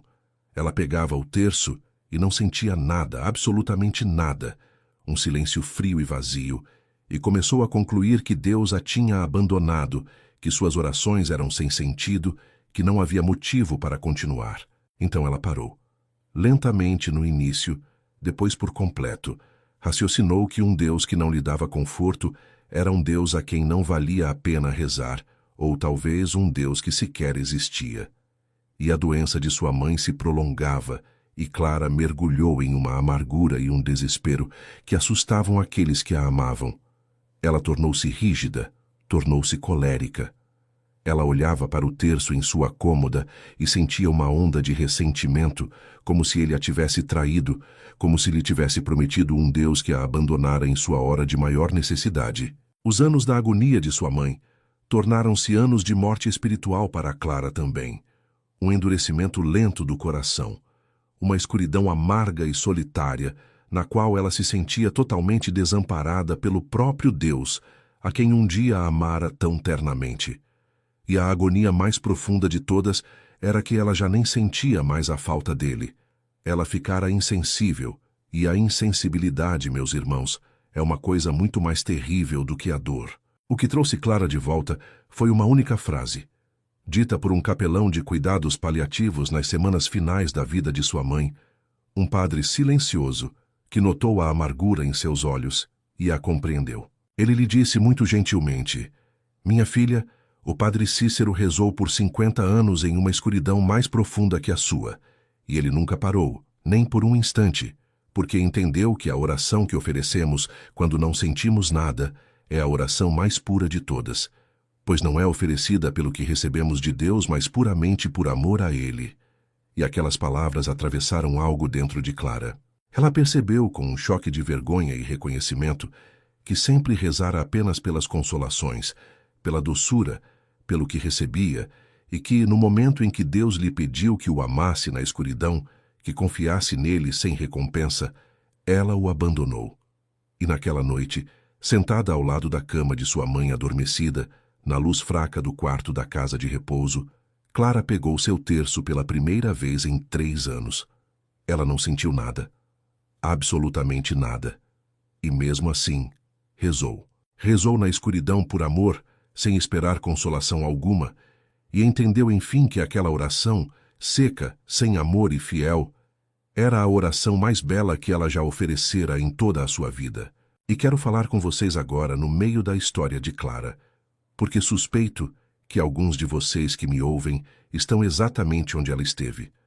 Suspeito que alguns de vocês pararam de rezar, ou estão perto de parar, porque a oração tornou-se seca, escura e silenciosa, porque não sentem nada, porque começaram a se perguntar se alguém está ouvindo. E se esse é o seu caso, meus irmãos, então quero que ouçam isto com todo o seu coração. Vocês não estão sendo abandonados. Estão sendo convidados para a forma mais profunda e pura de amor, o amor que dá sem receber, o amor que o padre Cícero viveu por 50 anos. E eu sei como é difícil encontrar o seu caminho através dessa escuridão sozinho, sem um guia, sem saber o que fazer a seguir quando os sentimentos se foram. É precisamente por isso que o método do Padre Cícero foi reunido naquele guia ao qual sempre retorno, os 21 dias com o Padre Cícero, porque ele não depende de seus sentimentos. Ele lhe dá uma estrutura, um caminho diário, as preces e práticas exatas que o santo usou para permanecer fiel durante sua própria longa escuridão, para que quando o deserto vier, e ele vem para toda a alma séria, você tenha um mapa para atravessá-lo. Quero que você imagine por um momento como sua vida poderia ser daqui a algumas semanas. Imagine acordar de manhã e buscar o terço não com temor, culpa ou vazio, mas com a confiança serena de um soldado que busca uma espada de confiança. Imagine ir dormir à noite envolto em uma paz que não depende de o dia ter corrido bem. Uma paz que o sustenta mesmo na escuridão, mesmo na aridez, mesmo no silêncio. Isso não é fantasia. Essa é a experiência comum de milhares e milhares de famílias que aprenderam a rezar do jeito que o Padre Cícero rezava, que adotaram seu método diário e descobriram que seus lares se tornaram mais tranquilos, mais acolhedores, mais pacíficos, que a ansiedade que antes preenchia suas noites foi lentamente substituída por uma confiança profunda e estabelecida. Mães escreveram que seus filhos dormem mais tranquilamente. Maridos e esposas escreveram que a frieza entre eles se dissolveu. Famílias inteiras escreveram que um peso que carregavam há anos, uma sombra sobre sua casa que não sabiam nomear, simplesmente se dissipou, dia após dia, enquanto rezavam juntos as orações que o próprio Padre Cícero usava para repelir a escuridão. É isso que espera por você neste método, e o link, como sempre, está no comentário fixado abaixo. Agora, vamos subir para a quinta coisa que o Padre Cícero advertiu que você pare de fazer com seu terço, e esta atinge um hábito tão comum que quase todo mundo é culpado dele. Pare de rezar o terço sozinho, em isolamento, cortado da grande comunhão dos santos e de sua própria família. O Padre Cícero entendia o terço como uma oração profundamente comunitária, uma oração que une quem a reza a toda a igreja no céu e na terra, e, acima de tudo, ele implorava às famílias que o rezassem juntas, pois ele sabia, com a certeza de um homem que via o reino espiritual, que família que reza unida, permanece unida, é uma fortaleza que a escuridão não consegue romper. O fundamento desta verdade é dito pelo próprio Nosso Senhor. No Evangelho de São Mateus, capítulo 18, versículo 20, Jesus prometeu: onde 2 ou 3 estiverem reunidos em meu nome, ali estou eu no meio deles. Há uma presença especial de Nosso Senhor, um poder especial que desce quando os fiéis rezam juntos, um poder que não está presente da mesma forma quando rezamos isoladamente. E por todo o Atos dos Apóstolos, vemos a igreja primitiva dedicando-se unânime à oração, reunida, unida. E foi sobre essa comunidade orante que o Espírito Santo desceu em línguas de fogo. O terço nunca foi destinado a ser um dever solitário, trancado na privacidade de um coração. Ele foi destinado a ser uma corrente que une a família e une essa família ao céu. Os santos, através dos séculos, ecoaram esse chamado. Foi dito muitas vezes, em palavras atribuídas a homens e mulheres santos ao longo das eras, que família que reza unida permanece unida, e por trás dessa frase simples jaz uma profunda realidade espiritual. Os laços forjados na oração compartilhada são mais fortes do que qualquer laço de sangue ou afeto isolado. E o Padre Cícero confirmou isso com todo o seu ministério, pois ele reuniu ao seu redor uma enorme família espiritual, milhares de filhos espirituais espalhados pelo mundo, e ele os uniu através da oração, ensinando-lhes que, quando rezavam o terço, nunca estavam verdadeiramente sozinhos, que estavam unidos a ele, uns aos outros, e a todos os santos em uma grande comunhão invisível, um único exército elevando sua voz ao céu.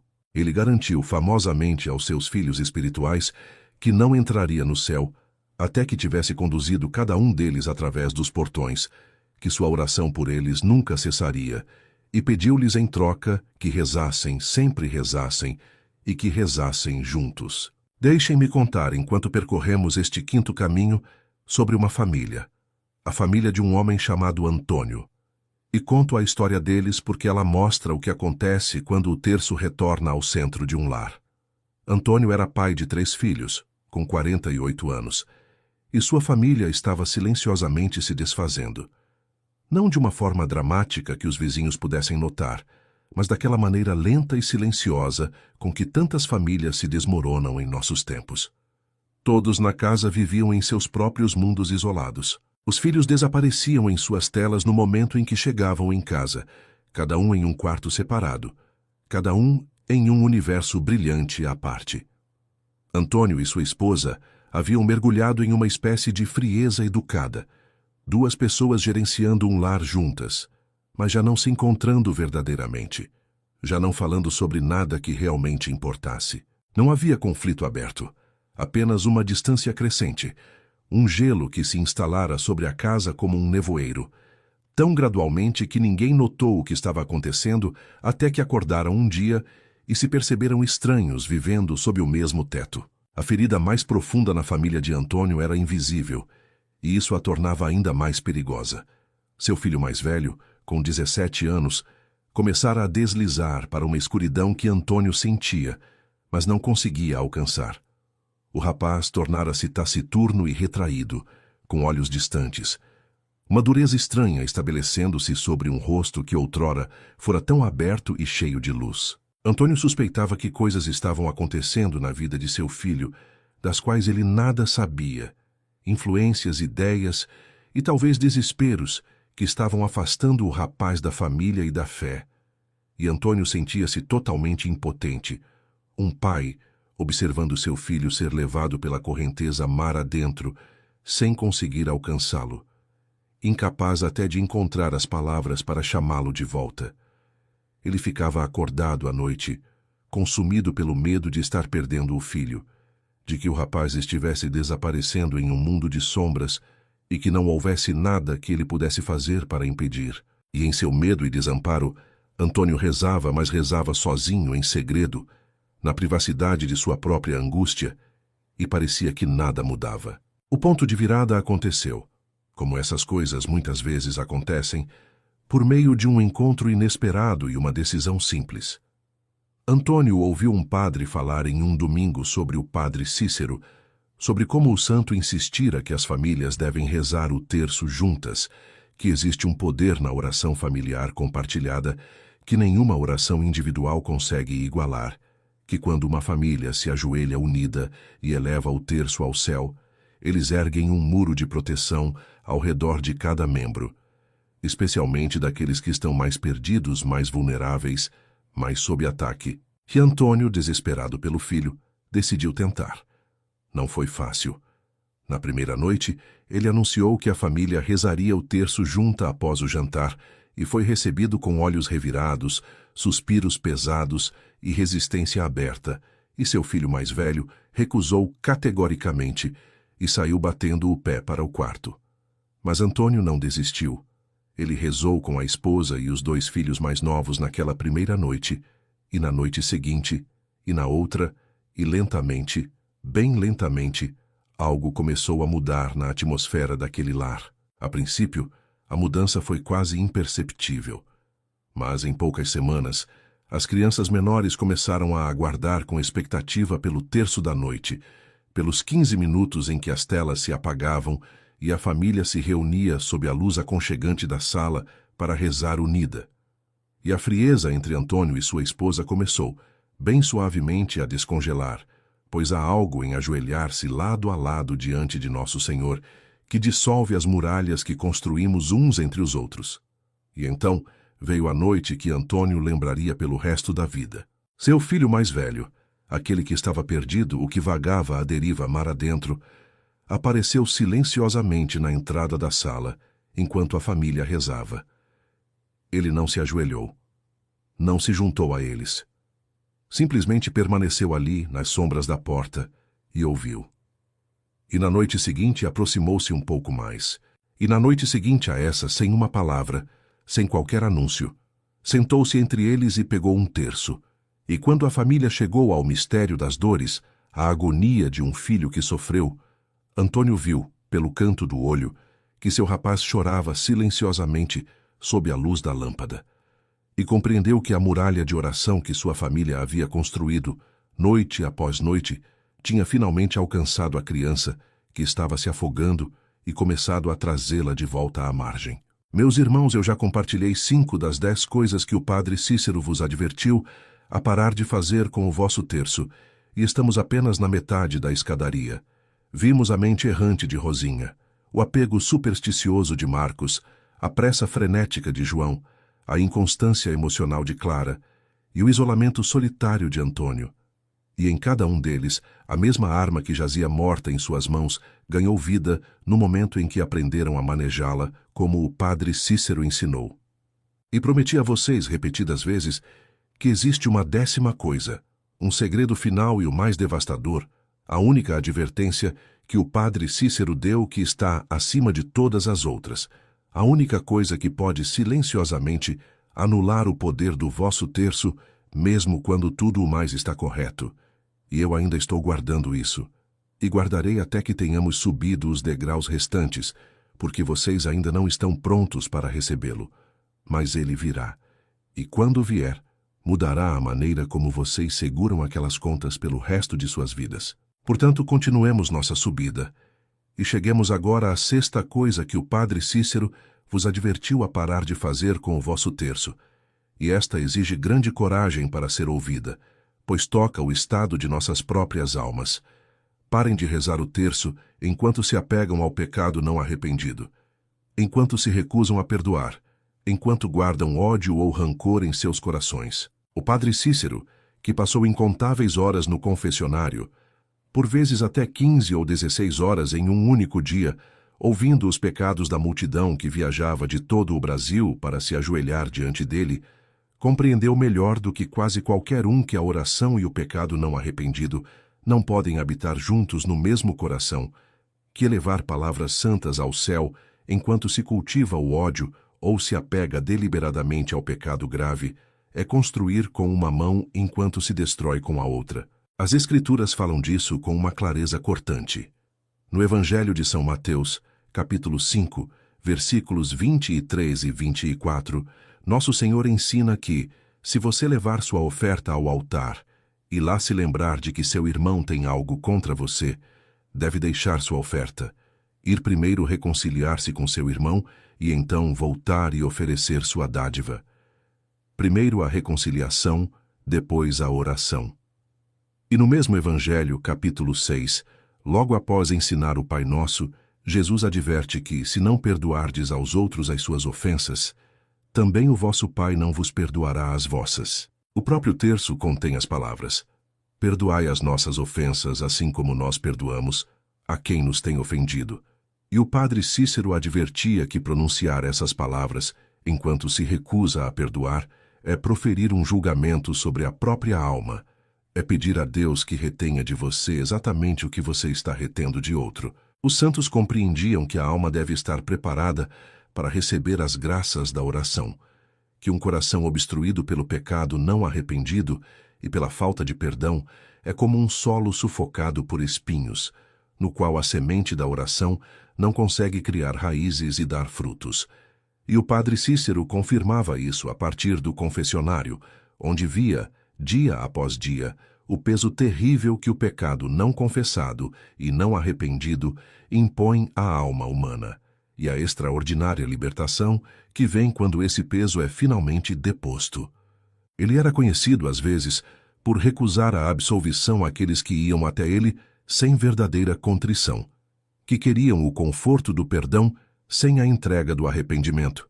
E embora isso parecesse duro para alguns, fluía de sua compreensão profunda de que a misericórdia de Nosso Senhor, embora infinita, exige um coração aberto e arrependido para recebê-la. Ele ensinava que o terço rezado por uma alma verdadeiramente arrependida, uma alma reconciliada com Deus e com o próximo, torna-se uma fonte de graça, enquanto o mesmo terço, rezado por uma alma que se apega obstinadamente ao pecado, torna-se um mero som sem poder para salvar. Deixem-me falar sobre uma mulher chamada Lúcia, cuja história mostra as correntes que a falta de perdão forja ao redor de uma alma. Lúcia tinha 57 anos e por quase 20 carregava um ódio no coração contra sua própria irmã. As duas haviam brigado há muito tempo por causa da herança de seus pais, por dinheiro, propriedades e velhas mágoas, e na amargura daquela discussão, disseram palavras que não podiam ser retiradas e não trocaram uma única palavra em quase 2 décadas. Lúcia considerava-se uma mulher devota. Rezava o terço todos os dias, sem falhar. Mas todos os dias, quando chegava às palavras "perdoai as nossas ofensas", assim como nós perdoamos a quem nos tem ofendido, ela as dizia sem intenção, ou passava por elas apressadamente, ou uma vozinha endurecida dentro dela sussurrava: "Todos, menos ela. Eu perdoarei a todos, menos a ela." E Lúcia não conseguia entender por que, depois de 20 anos de terços diários, seu coração parecia tão pesado, tão sem alegria, tão longe da paz que via em outras pessoas de fé. O ódio havia se tornado uma prisão, embora Lúcia não o reconhecesse como tal. Ele havia se infiltrado em tudo. Ela se tornara suspeita e amarga, rápida em se ofender, sempre nutrindo alguma queixa, sempre acertando contas. Seus outros relacionamentos sofreram, pois um coração que se apega a uma grande falta de perdão perde lentamente a capacidade de amar qualquer pessoa livremente. Ela era solitária, embora nunca admitisse, isolada atrás de muros feitos por ela mesma. E sob a superfície de sua vida respeitável e devota, corria um rio de veneno que estava lentamente matando sua alma. E a parte mais cruel era que ela havia convencido a si mesma de que seu ódio era justificado, que sua irmã o merecia, que perdoar seria desculpar o mal que lhe fora feito. E assim, ela guardava sua mágoa como um tesouro, sem entender que não era um tesouro, mas um câncer, corroendo-a por dentro dia após dia, ano após ano, terço após terço vazio. A graça que finalmente rompeu as barreiras veio na forma de uma crise de saúde e um sermão sobre o padre Cícero.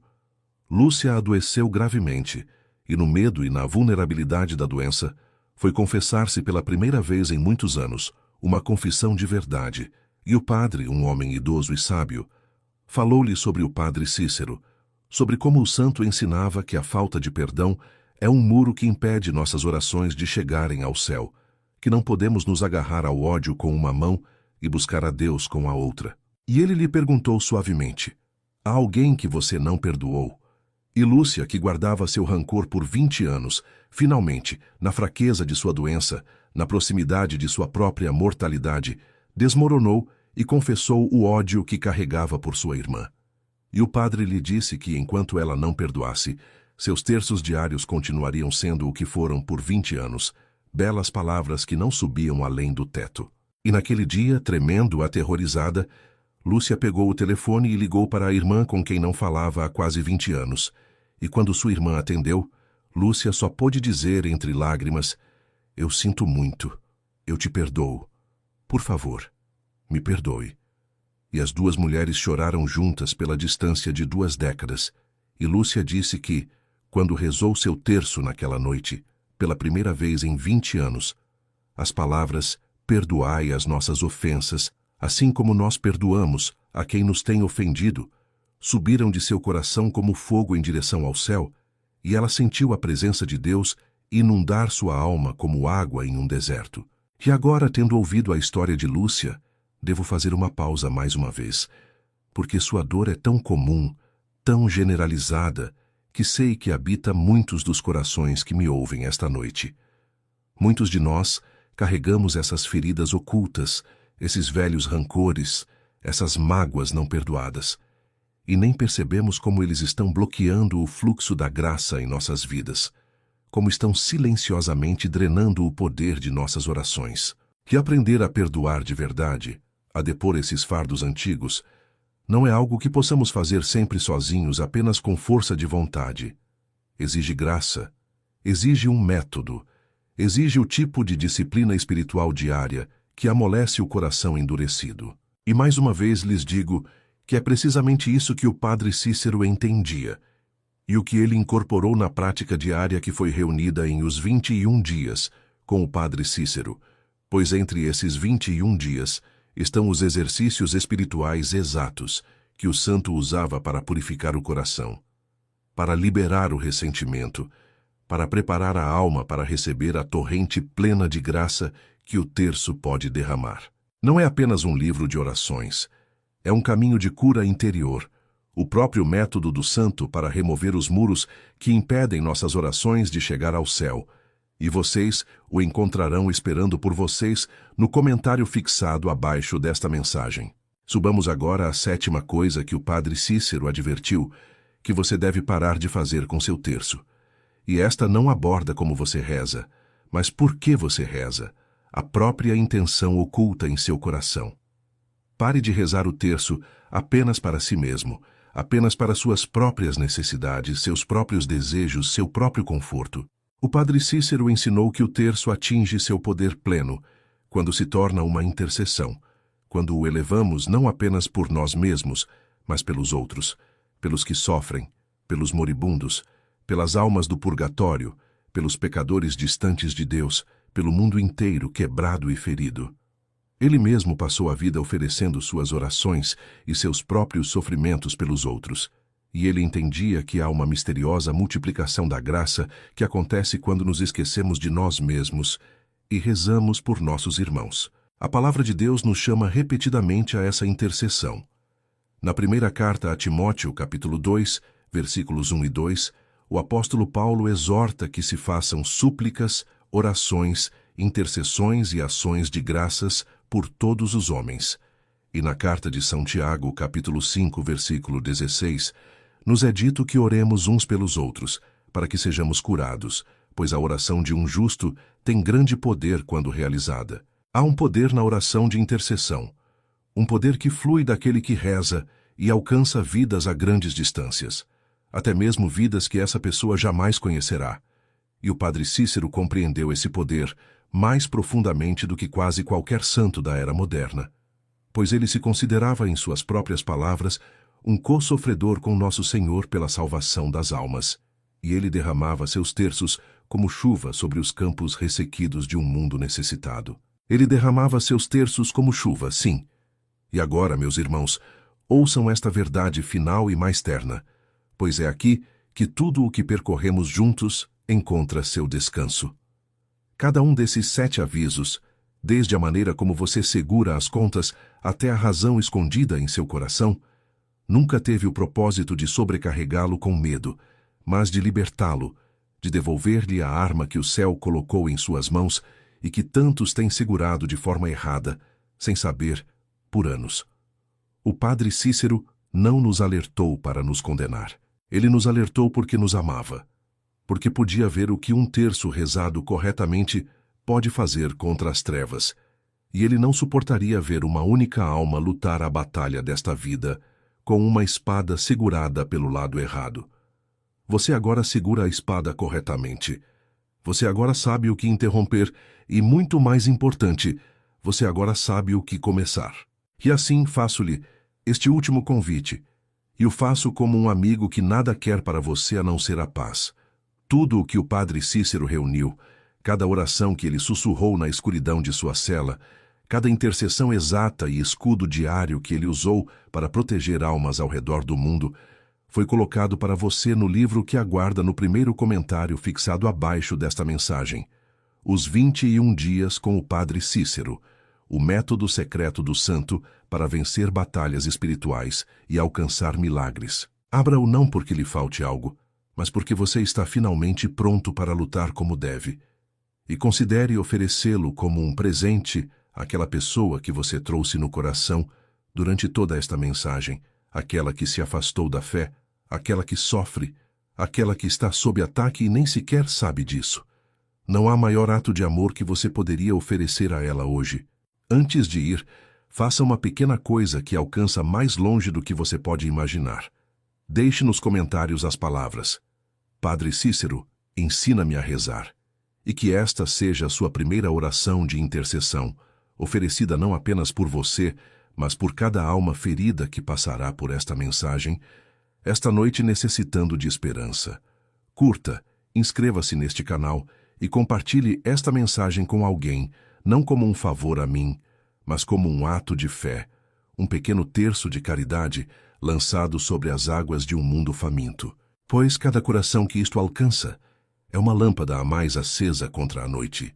Que agora vá em paz e vá com confiança, pois você já não reza como alguém derrotado, mas como um filho de Deus que finalmente tomou a arma do céu e aprendeu a manejá-la bem.